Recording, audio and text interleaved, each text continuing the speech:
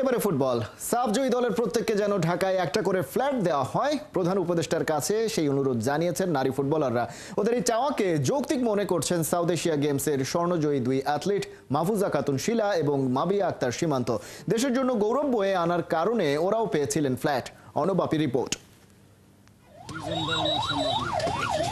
অর্জনের ডালি নিয়ে এগিয়ে চলা গাড়িতে বাংলার নারী ফুটবলারদের এমন দৃশ্য দেখায় নতুন দিনের আলো।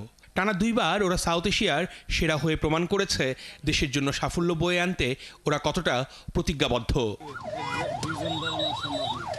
নারী ফুটবলারদের ডেকে নিয়ে সংবর্ধনা জানাতে দেরি করেননি প্রধান উপদেষ্টা। শুনেছেন ওদের সবার কথা।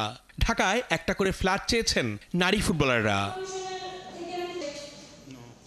2016 সালে সাউথ এশিয়ান গেমসে শুটিংয়ে শাকিল, ভারোত্তোলনে মাবিয়া আক্তার সীমান্ত এবং সাঁতারে জোড়া স্বর্ণ জিতেছিলেন মাহফুজা খাতুন শিলা।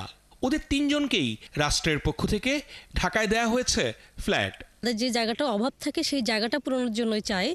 তো যদি যেহেতু টিম গেম, অনেকজন মানুষ, এতগুলো মানুষের ফ্ল্যাট দেওয়া সরকারের পক্ষে কতটুকু আসলে ক্যাপাসিটি আছে সেটাও একটা জানার বিষয়। আমি বলবো 100% ওদের চাওয়াটা হচ্ছে যৌক্তিক, কারণ ঢাকা শহরে না থাকলে আসলে 100% এফোর্ট দিয়ে প্র্যাকটিস করা যায় না। কারণ আমার হচ্ছে একটা নিশ্চয়তা জায়গা আছে। আমি এখন বুঝি যে না, আমার একটা বাড়ি আছে, আমার একটা থাকার জায়গা আছে, আমার একটা চাকরি আছে, সো আমি সব কিছু দিয়ে চেষ্টা করব।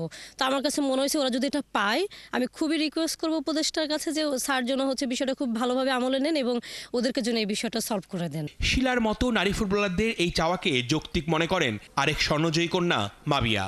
শুধু তাই নয়, ক্রীড়াঙ্গনে সাফল্য পাওয়াদের একসাথে আবাসন ব্যবস্থা গড়ে তুলে একটি আবাসন অঞ্চলের প্রত্যাশা তার। দেশের কাছ থেকে এটা আমরা এক্সপেক্ট করি যে হ্যাঁ, আমাদের ফিউচারটা সিকিউর করে দেওয়া। আপনি দেখেন বাংলাদেশ স্পোর্টসে কোনো খেলোয়াড়দের কি শেষ বয়স পর্যন্ত কোনো একটা ফিউচার আছে?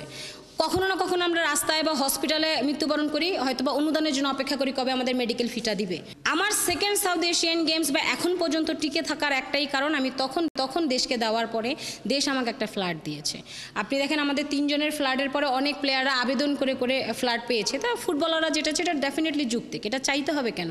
ওরা ডিজার্ভ করে। দুইবার সাউথ এশিয়ান চ্যাম্পিয়নশিপে ওরা ট্রফি জিতেছে, ওরা ডিজার্ভ করে। গৌরবে অর্জনে দেশের ক্রীড়াঙ্গনে নারীদের জয় জয়কার। আগামীতে ওরাই ছিনিয়ে আনবে আরও অনেক সাফল্য, প্রত্যাশা সবার। অর্ণব বাপী, ৭১।